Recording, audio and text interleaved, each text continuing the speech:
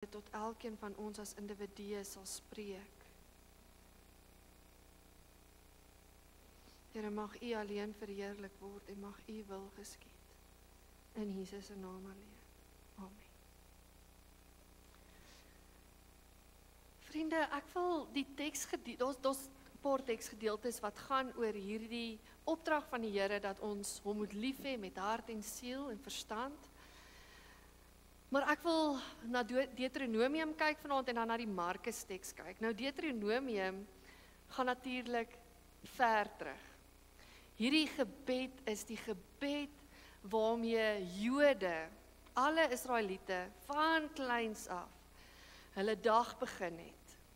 Dis die gebed waarmee hulle dag ook afgesluit het.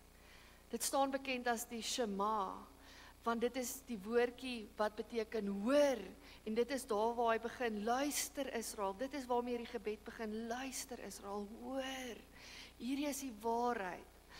In die begin lei die teksgedeelte ook die gebed in deur te sê, as jy 'n lang lewe wil hê, as jy die lewe wil hê, dan moet jy hierdie ding nakom. Hierdie is die kernsaak. En julle moet dit by julle kinders inskerp, lees ons dan later. Maar ek wil net vanaand lees van die Deuteronomium 6 vanaf vers 3 tot 5, net terwille van tyd. En in die 83 vertaling lees hy so, hy's bietjie anders as die een op die bord, so julle kan hier voorvolg. As jy luister Israel, en as jy gehoorsaam is en lewe volgens my gebooie, sal jy voorspoedig wees en uitermate baie word in die land wat oorloop van melk en honing. Dit is wat die Here, die God van jou voorvaders, jou beloof het. En dan die Shema, luister Israel. Die Here ons God, hy is die enigste Here. Daarom moet jy die Here jou God lief hê, met hart en siel, met al jou krag. Nou gaan ons na Markus toe en Jesus gebruik hierdie woord en julle gaan hoor, Jesus sit nog ene by, die verstand by. Maar wat interessant is van die Markus teks is, as julle nou die evangelies ken, dan weet julle wat Jesus baie lief was om te doen. As iemand vir hom 'n belangrike vraag vra, hy antwoord nie sommer dadelik nie. Hy antwoord met 'n vraag terug en hy laat hulle bietjie dink. Jesus het dit keer op keer gedoen. Of as hy nie net 'n vraag terugvra nie, vertel hy vir hulle gelykenis en hy los hulle om self te bepaal wat nou eintlik sy boodskap is. Maar hierdie is 'n uitsondering. In Markus 12 is daar 'n uitsondering. Wanneer Jesus hierdie vraag gevra word, wat is die grootste gebed? Dan huiwer Jesus nie, hy vra nie vrae terug nie, hy vertel nie 'n storie of 'n gelykenis nie, hy sê dadelik wat is die antwoord, reguit. Hulle moet hierdie ding weet. Hy gebruik die woorde van die Shema. En ons lees dit in Markus 12 vanaf vers 28. Een van die skrifgeleerdes het hulle hoor redeneer en het nader gestaan. Toe hy sien dat Jesus hulle 'n goeie antwoord gegee het, vra hy vir hom, wat is die heel grootste gebod? Jesus antwoord hom, die eerste is, luister Israel. Die Here ons God is die enigste Here. Jy moet die Here jou God lief hê met jou hele hart, met jou hele siel, met jou hele verstand en met al jou krag. Die tweede is, jy moet jou naaste lief hê soos jouself. Geen ander gebod is groter as die twee nie. Ek lees vir ons vanaand tot sover. Ek wil deur die loop van hierdie week, wil ek elke aand by een van hierdie gedagtes stil staan. By die hart, by die siel, by die verstand en by al ons krag. Maar, voordat ek dit opbreek, moet ek vir julle sê, hierdie teks se bedoeling van die begin af, was dat die Here vra van ons hele self, nie kompartemente nie. Hierdie gaan oor die holistiese mens. Alles wat jou mens maak, met dit alles moet jy die Here lief hê. So alhoewel ons dit gaan opbreek hierdie week, moet jy weet, daar gaan goed wees wat oorvleuel. Want hierdie kom sê eintlik vir ons, die Here soek jou alles. Daar's net een manier om 'n verhouding met die Here te leef, daar's net een manier om die Here lief te hê, en dit is met jou hele self. Ons kan nie halfhartig in 'n verhouding met die Here staan nie. Hy vra van ons alles. Dit is die tipe liefde waarmee God ons liefhet, is ons alles. So die Here vra van ons 'n hele hart, nie 'n halfhartige hart nie. Die interessante van die Ou Testament teks is, toe ek nou gaan kyk na wat die woorde beteken, het ek eintlik by myself aangeneem, die woord wat hy sou gebruik het, is die Hebreëse woord gesed. Want God se liefde word baie keer gebruik met hierdie woordjie in Hebreëus, gesed. Want hierdie woordjie beteken die getroue liefde van God. Die toewydingsliefde van God, die genadeliefde, die omgee liefde van God. Die standvastige liefde van God. Toe was ek nou eintlik verstom, verbaas oor die Hebreëse woord wat wel gekies is vir liefde. Dit was die woord vir liefde, ahava. Ahava is 'n liefde van intimiteit, van persoonlike verbintenis, 'n passievolle liefde, 'n liefde wat brand. Sjoe, is dit nie wonderlik dat die Here vir ons sê ons moet hom op daai manier lief hê? Daai amper, ek wil nie sê dis net verliefdheid nie, want dit is meer as verliefdheid, maar onthou jy, toe jy net begin uitgaan het met daardie ou of meisie, en daardie persoon het al jou gedagtes in beslag geneem. Jy het daai persoon geëet, drink en slaap. Jy kon nie help nie, maar daai persoon het in jou kop opgekom. Dit het alles in beslag geneem. Dis ahava liefde. Dit is die manier wat die Here vir ons vra, hoe ons hom moet lief hê, met ahava liefde. Nou vriende, as ons oor hierdie tipe liefde praat, dan eintlik oor enige liefde, maar veral oor hierdie tipe liefde, dan moet ons vir mekaar sê, liefde hou altyd 'n risiko in. Party van ons is dit baie lank terug wat ons iemand op so 'n manier daai eerste keer so lief gehad het, dat dit moeilik is om te onthou. Probeer terugdink, kan jy onthou, daardie eerste keer wat jy gewys het, jy stel belang. Vandag se tyd was dit dalk 'n boodskapie oor die foon. In die ou tyd was dit dalk 'n brief wat jy geskryf het, baie romanties. Of die eerste keer wat jy gesê het, sal jy met my dans? Daai eerste keer wat jy gesê het, kan ons 'n koffie gaan drink? Daardie eerste keer wat jy eintlik jou hart op die spel gesit het, en jy het nie geweet hoe die persoon gaan reageer nie. Gaan ek verwerping ervaar, of gaan hierdie liefde ook terugkom na my toe? Daar's 'n groot risiko in. My en Adrian se storie is al oud, so ek gaan eerder my liefde met Gerber verduidelik, nie, ek is nog baie lief vir Adrian, maar hierdie laaste tyd, julle weet nou, ek het hierdie ou 10 maande oue babietjie. En hy het nou hierdie laaste tyd begin om ook liefde terug te wys. Vir 9 maande lank sorg jy vir hom en jy gee vir hom alles en jy wys vir hom liefde oor en oor en hy lê net daar. En hy skree, hy lê eintlik nie net nie, hy skree, eintlik die teenoorstelde as net lê. Maar die laaste tyd het hy begin klein goedjies sy koppie teen my kom lê. Hy het vir my begin om van sy kos te gee, dat ek ook eet. Hy het sy liefde begin terugwys. En op daai oomblik is dit alles. Jy weet dis waarvoor jou hart gemaak is, om lief te hê, daai liefde terug te ontvang. Dit is alles. En dan is daar oomblikke wat jy nie daai liefde terugkry nie. Wat hy so gefrustreerd is dat hy jou wegstoot, en dan breek jou hart.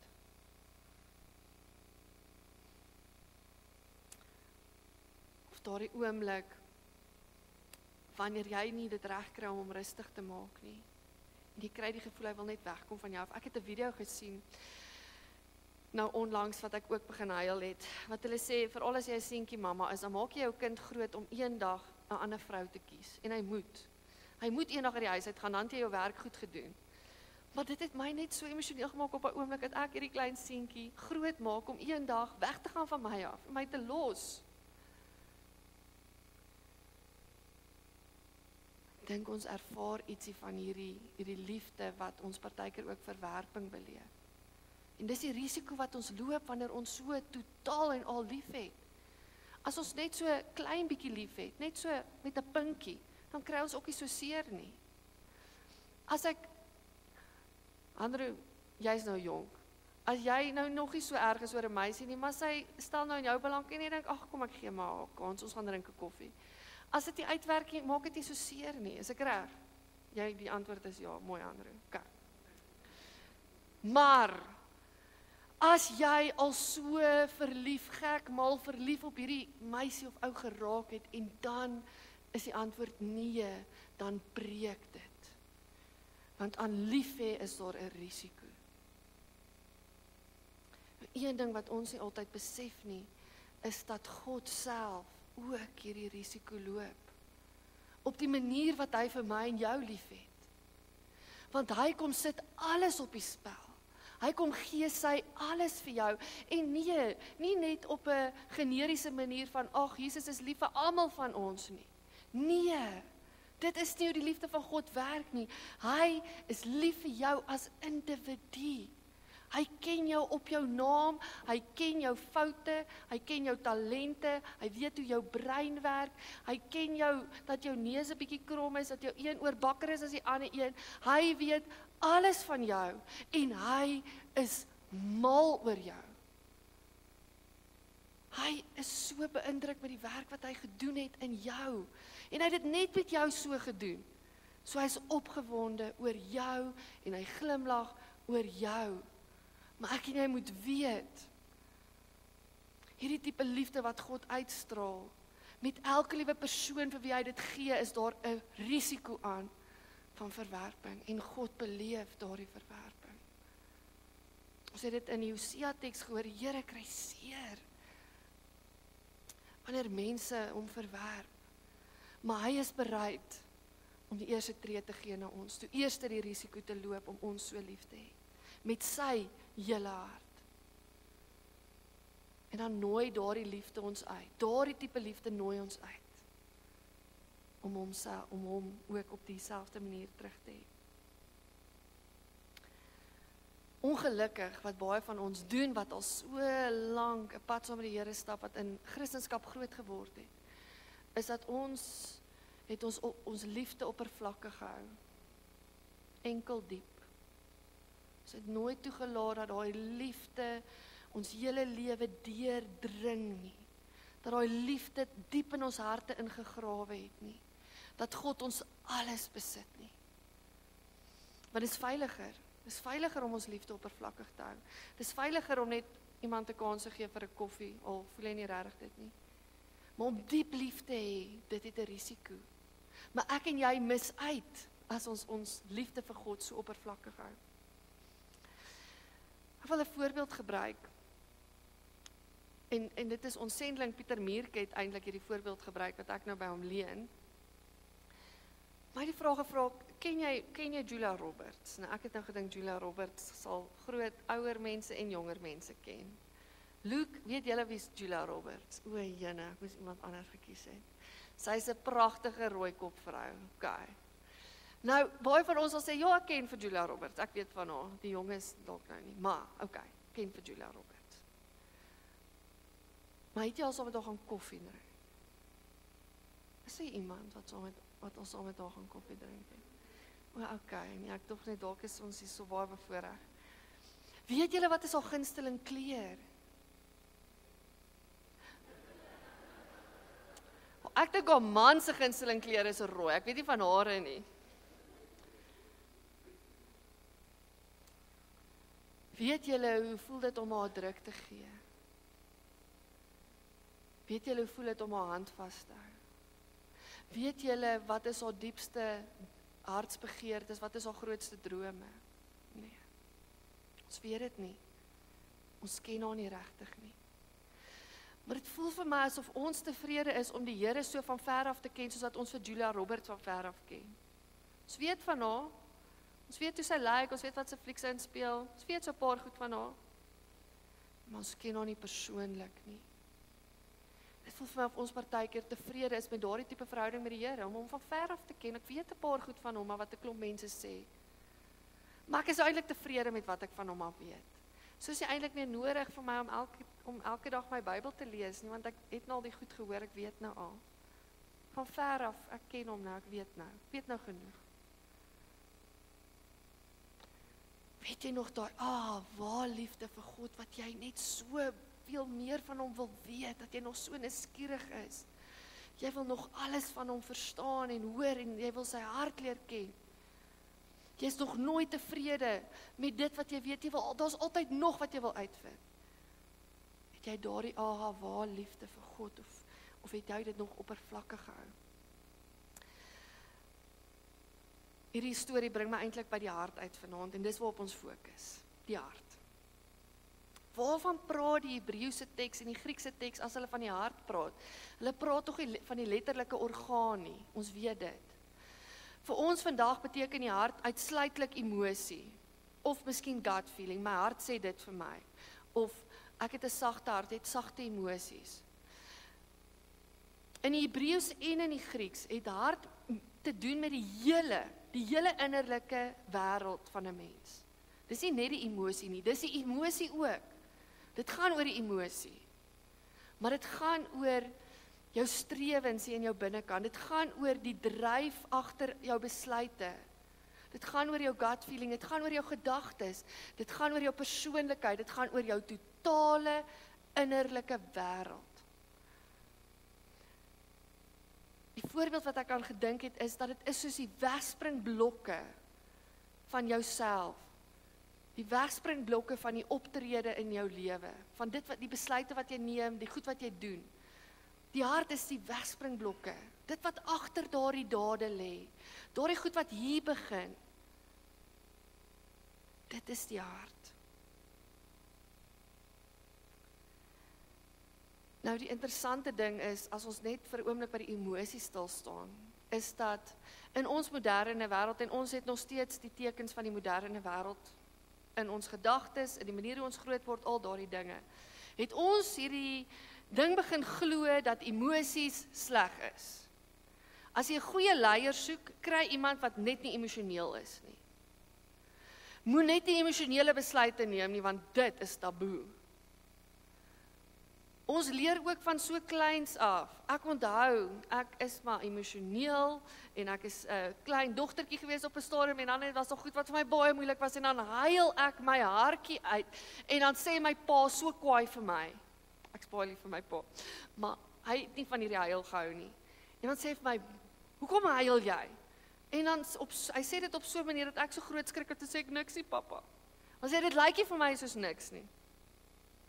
Miskien kan julle onthou, hoe daar al vir kinders, jy vir jouself dalk gesê, dalk het jy dit vir jou kinders gesê, dalk het jy al gesien hoe iemand anders het vir jou kinders sê, maar sê, nee, kom ons wees nou groot seun huil nie.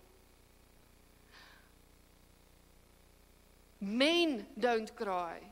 Cowboys don't cry. 'n Groot seun huil nie.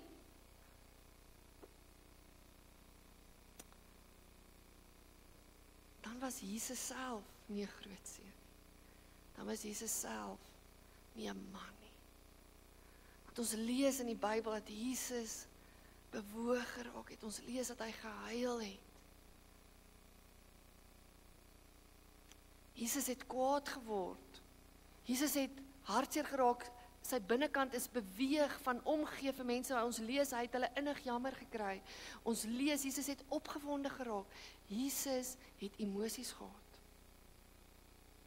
En nou gaan ek julle dalk nou skok, omdat ons hierdie slegte konnotasie aan emosies het. Maar vriende, besef jy, dat ons dien 'n God, wat 'n emosionele God is. Ons God het emosies. Ons lees van die begin af dat God kwaad geword het, dat hy seer gekry het. Ons lees van die begin af dat God glimlag. Dat God bly raak oor mense. Dat hy glimlag oor mense. Ons lees selfs dat God spyt gekry het. Ons lees van 'n God wat emosie het.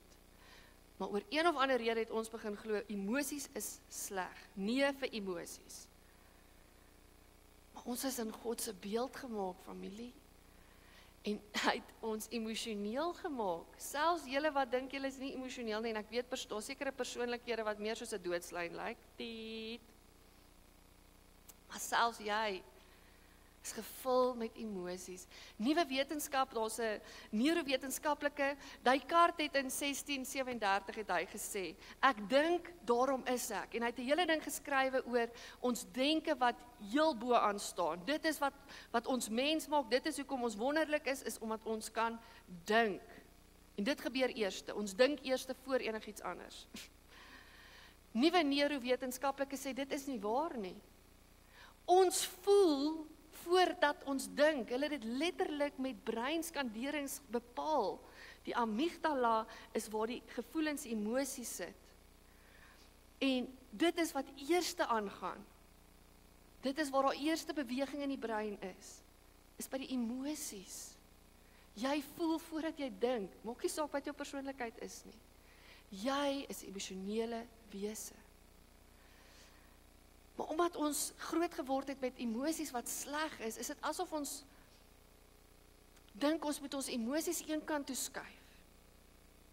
Dat wanneer ek na God toe kom, moet ek op 'n manier my twyfel, my vrae, my angs, my bekommernisse, moet ek eenkant toe skuif en ek moet dit hier in 'n gaatjie wegbêre dat die Here dit net nie sien nie. Ek moet my maskertjie opsit en ek moet soos 'n soetdogtertjie voor die Here gaan staan dat hy net die mooi kant van my sien. Net nie al hierdie vreeslike deurmekaar emosies nie. Ek onthou toe my oupa en ouma by ons kom kuier het. Ek en my sussie, ons is 5 kinders, ek en my sussie het saam in 'n kamer gebly. En my ma het gesê, julle moet die kamer opruim voor oupa hulle kom. En ons het gedink is 'n goeie idee om net al die deurmekaar van die kamer, al die speelgoed, al die losgoeders in een hoek in 'n hoop te sit. En toe my oupa daar instap, toe sê ek vir my oupa moet net nie daar kyk nie. Ek voel vir my of ons partykeer vir die Here wil sê, Here, moet net nie daar kyk nie. Moet net nie na my deurmekaar en my twyfel en my angs, my onsekerhede, my seer, my deel van my lewe wat nie uitgesorteer is nie. Daar waar ek nog foute maak, wat ek die goed nie reg kry nie, wat ek nie weet wat ek kan doen. Die Here moet net nie daar kyk nie. Kyk na my mooi kant.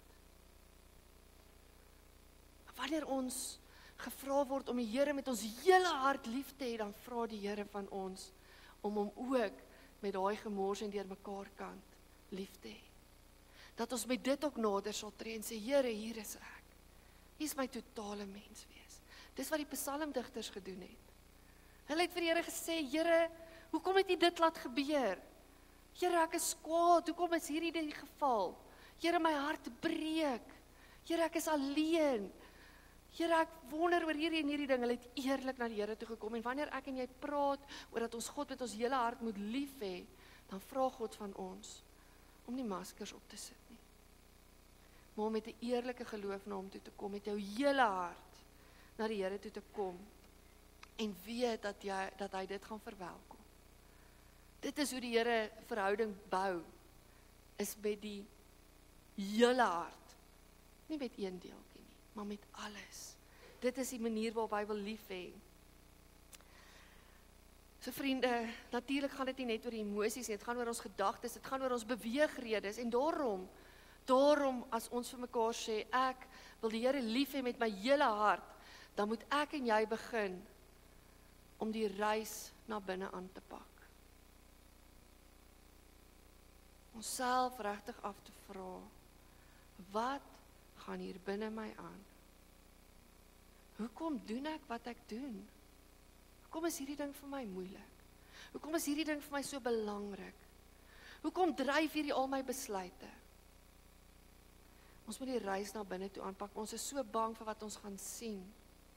Maar dit is wat dit vra om diep lief te hê. Ahava lief te hê, is om die reis na binne aan te pak. Maar ons het baie goed geraak daarmee om ons gevoelens te verdoof. Ons het die treffende storie en is 'n ware verhaal van 'n man wat geleef het tydens die Nazi-regime. Hy was 'n Duitse Christen en hulle het Sondag in 'n kerkie bymekaar gekom en maar soos ons saam gesing en gebid en alles terwyl hierdie verskriklike goed aangegaan het. En hierdie kerkie was gebou langs die treinspoor waar daar 'n trein elke Sondag gery het met 'n klomp Jode in op pad na Auschwitz. En elke Sondag wanneer daai kerk gesit het hulle die geskreeu van die Jode gehoor, angstig. En dit het hulle harte geroer. En hulle het by mekaar gekom en hulle het gesê, wat kan ons doen om hierdie probleem op te los, want ons kan nie Sondag so aangaan nie, dis te erg. En die oplossing wat hulle gekry het was, dat hulle harder moet sing.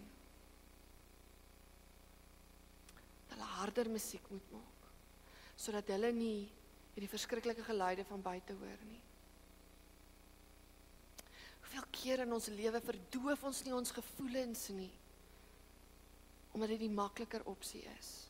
Is dit nie wat ons deesdae doen met ons selfone, met ons TV's, met al die goeders wat ons gedagtes so besig hou? Ons wil nie toelaat dat ons gevoelens begin praat nie. Hou net daai hart van jou stil, hou net jou gevoelens stil, hou net jou emosies stil. Want ons is so bang om daai reis na binne aan te pak, dat ons gevoelens verdoof. Verdoof is eintlik nie 'n goed genoeg woord nie. Ek wil sê, ons maak ons gevoelens dood. Dis wat die Engelse woord numb eintlik sê, dit maak die gevoelens dood. Ons maak dit dood, ons maak dit stil, sodat ons gewetens kan sis, sodat ons die maklik van die lewe kan aanpak. Maar die manier om God lief te hê is met ahava liefde, wat ons alles vra, wat ook vra om die moeilik aan te pak, om die reis na binne aan te pak, sodat ek my God nie met 'n 2 sentimeter deel van my hart lief het nie, maar met my hele hart. Met alles wat hier binne my aangaan, met my emosies, met my verlede, met my seer, met my vrae, met my twyfel, my onsekerheid, met my opgewondenheid, met my passie, om die Here met dit alles lief te hê, het ek nodig om die reis na binne aan te pak en myself krities af te vra. Hoekom doen ek wat ek doen? Wat lê hier in my hart? Vriende, ek en jy kan verskillende goed hê in hierdie lewe wat ons dryf. En ons gaan net agterkom wat dryf regtig die besluite wat ek neem, wat dryf regtig die manier hoe ek my lewe indrig. Hoekom is dit vir my so belangrik om hierdie ding te doen en hierdie ding en hierdie ding? Jy gaan dit net verstaan as jy die reis na binne aanpak. En van die vrae wat jy jouself kan krities afvra is wat jou dryfveer in hierdie lewe is die volgende. Dit kan partykeer skaamte wees. Jy wil net hê iemand moet uitvind van daai deurmekaar hoop in jou kamer nie. Dit kan skuldgevoel wees oor iets wat jy nie reg kry nie of nie gedoen het nie. Dit kan wraak wees wat jou dryf in hierdie lewe, wat bepaal wat se woorde uit jou mond uitkom. Wraak of woede. Dit kan vrees wees wat bepaal wat uit jou mond uitkom. Kom ons maak dit prakties. Ons het nou weer my hele Trump ding het weer na die oppervlakte gekom wat daar gesing word in ons land. En as vrees ons dryf, dan kan ons toelaat dat dit wat uit ons mond uitkom en wat uit ons optrede uitkom, dat dit swartgallig is en dat dit eintlik van wraak getuig. As dit is wat agter my optrede sit, dan gaan dit uitkom. So wraak, woede, vrees, wat my ook kan dryf is die oortuiging dat besittings my veiliger gaan maak. Dat besittings my meer sekuriteit gaan gee, dat besittings my gelukkig gaan maak, dat besittings en finansies my kind gelukkig gaan maak, dat dit vir my kind 'n toekoms gaan bring, dat dit vir my waarde gaan gee, dat dit vir my kind waarde gaan gee. Wat ons ook kan dryf is 'n oortuiging dat die goedkeuring van ander mense gaan ons gelukkig maak. Ons as gesin gaan gelukkig wees as die ander mense na ons kyk en hulle knik hulle kop en hulle dink, daai is nou 'n wonderlike gesin. Hulle is so talentvol. Kyk, daai het net weer hoofmeisie geword. Daai ene gaan 'n dokter word. Die oortuiging dat die goedkeuring van mense gaan vir my gaan my gelukkig maak. Sukses, prestasie, dit gaan vir my 'n mooi toekoms vir my kinders gee. Wat lê agter die dryf dat jy jou program so vol maak? Wat is die dryf agter die woorde wat by jou mond uitkom by 'n braaivleisvuur? Wat lê daar agter? Jy en ek moet begin om die moeilike taak aan te pak en die reis na binne aan te pak om te kyk wat lê daar agter. Want God vra nie van ons om hom met 2 sentimeter van ons hart te lief te hê nie. Hy vra van ons om met ons hele hart, met my totale menswees, met al my emosies na hom toe te kom, in 'n verhouding vir hom alles te wys en alles te gee en hom heel hartig lief te hê. Dit is die manier. Dit is wat God vra as hy sê, jy moet my met jou hele hart lief hê. Vriende, dit is nodig dat ons in hierdie tyd onsself afvra wat beteken dit vir my persoonlik en daarom wil ek julle uitdaag om hierdie gedagtes nie hier te los nie, maar wanneer ons nou gaan afsluit met 'n slotlied, dat jy jouself sal afvra, wat vra dit van my? Wat vra die Here vanaand van my? Moet ek weer meer erns maak met my Bybelstudie? Moet ek weer, wanneer ek Bybel begin lees, glo dat die Here eintlik my wil toespreek, nie die ou langs my nie, dat ek op 'n ander manier die Bybel begin lees? Moet ek begin praat met die mense rondom my oor die emosies wat ek beleef? Moet ek met die Here begin praat oor die emosies? Wat 'n praktiese ding vra die Here van my, sodat ek hom met my hele hart kan lief hê? Kom ons bid saam.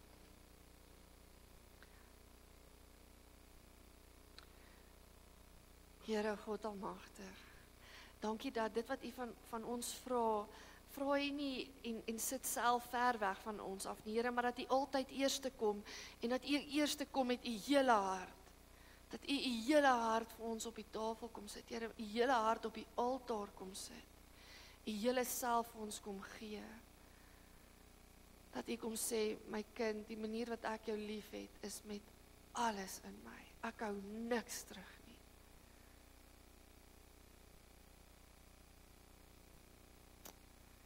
Here, ons kom bid ook dat U ons sal help om al hoe meer waagmoedig te wees met ons harte. En toe te laat dat U ons van diep binne af kom nuut maak, dat U liefde ons sal dring om U ook self heel hartig lief te hê. Dat U waar liefde, U passievolle liefde, 'n passievolle liefde binne onsself sal kom wakker maak. Dat ons U heel hartig, passievol, brandend kan lief hê.